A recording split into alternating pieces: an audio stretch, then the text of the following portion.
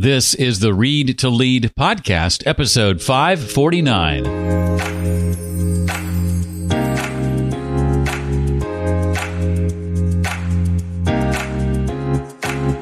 Hi, welcome back to another episode of the Read to Lead podcast. I'm your host, Jeff Brown, and today we're going to explore a topic that's both intriguing and empowering: the science of brainstorming and creativity and how to effectively generate new ideas.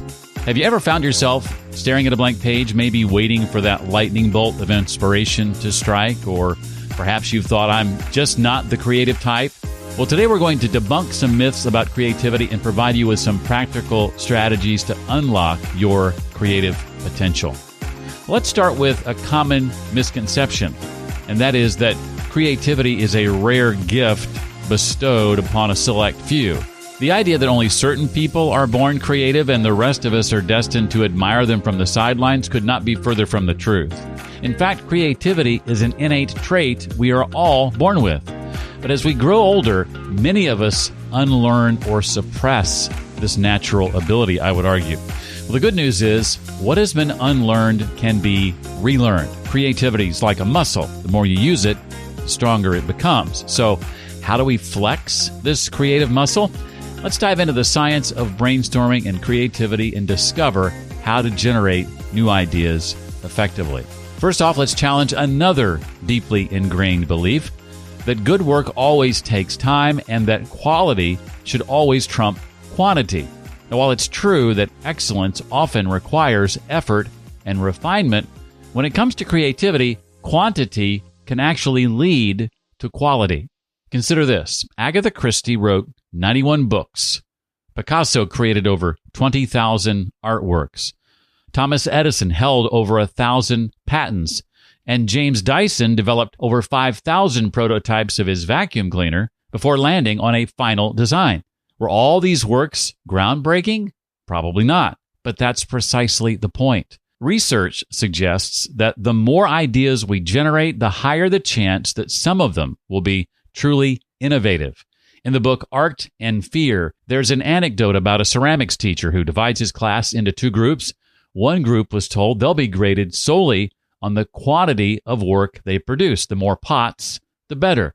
The other group was instructed to create one perfect pot for a quality grade. At the end of the term, it turned out that the best pieces were produced by the quantity group. Why? Well, because they were continuously creating, learning from their mistakes, and improving with each attempt. Meanwhile, the quality group spent too much time theorizing about perfection, which hindered their actual creative output. The story highlights a crucial aspect of creativity. It's a process. By focusing on producing a large number of ideas or works, you allow yourself the freedom to experiment, to fail, and ultimately to succeed. It reminds me of something Seth Godin once said to me in an interview on this very podcast. In order to have good ideas, you first must be willing to have enough bad ones. So how do we apply this principle to our own lives? Well, one effective way is by establishing a creative routine. Creativity shouldn't be left to random bursts of inspiration. It thrives on consistency. A renowned poet once said, "Decide what you want or ought to do with the day, then always do it at exactly the same moment every day, and passion will give you no trouble." By setting aside dedicated time for creative work, you reduce decision fatigue and you free up mental space for the actual creation part. So here are some practical tips to build your own creative routine. Number one, find your optimal time. Are you a morning person or are you a night owl? Choose a time when you feel most energetic and creative. This used to be at night for me. In more recent years, it's in the morning. So it also may change depending on where you are in life. Number two, designate a creative space. I do this for when I read books.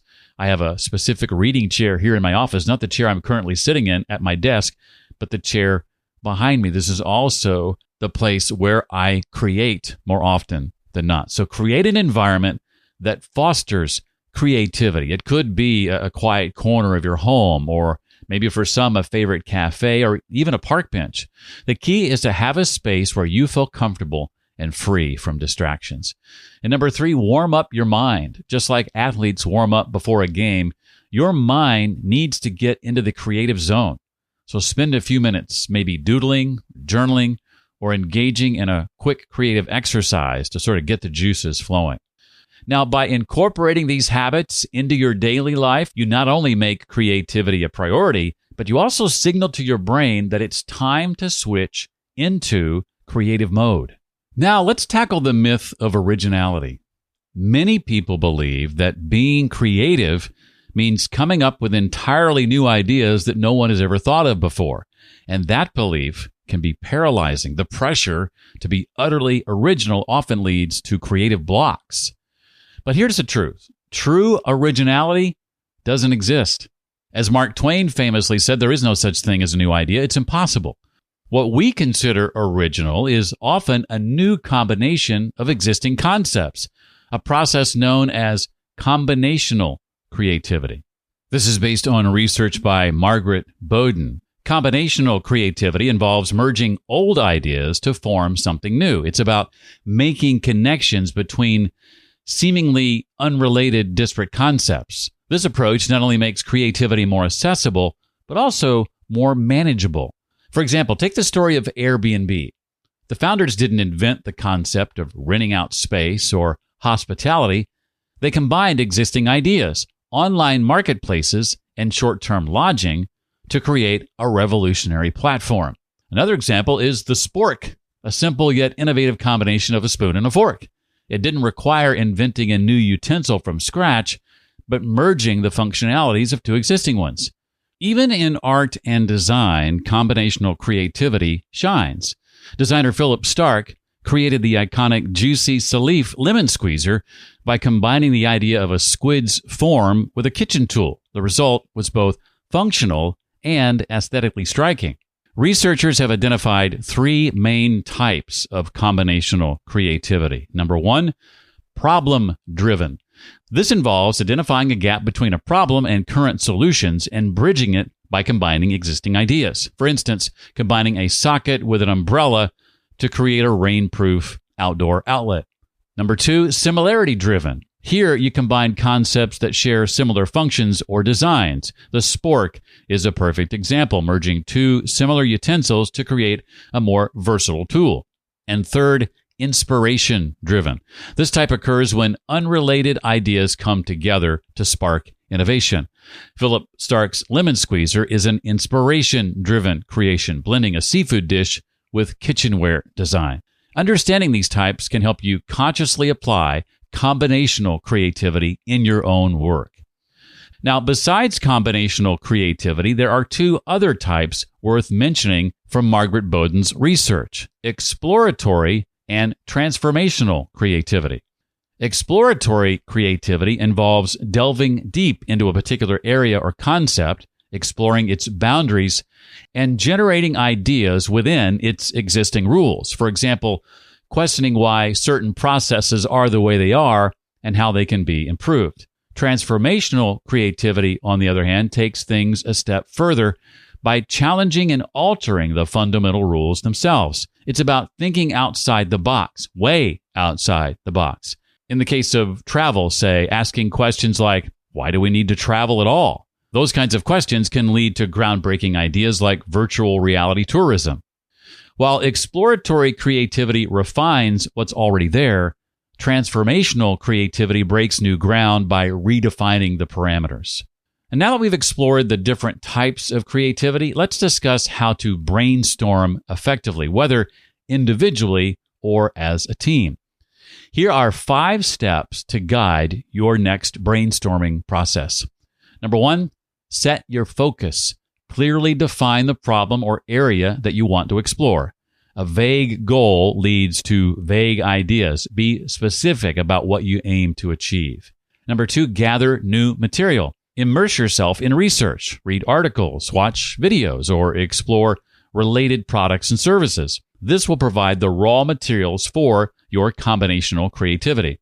Third, Generate ideas. Aim for quantity over quality at this stage. Write down every idea that comes to mind, no matter how outlandish it may seem.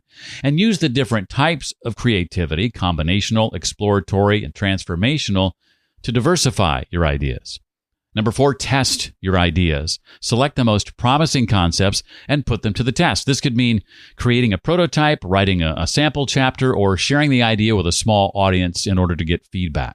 And number 5, refine and iterate. Use the feedback to improve your ideas. Don't be afraid to go back to the drawing board if necessary. Creativity, remember, is an iterative process. When brainstorming in a group setting, the dynamics change slightly. Here are some tips to make team brainstorming sessions more productive. Create a safe environment. Ensure that everyone feels comfortable sharing ideas without fear of criticism or ridicule. Avoid leading with solutions. Don't start the session by presenting a potential solution because that can limit your team's thinking and stifle creativity. And lastly, set realistic expectations. Telling your team to come up with the next big thing, of course, can be overwhelming. Instead, focus on generating a large number of ideas without the pressure of immediate brilliance.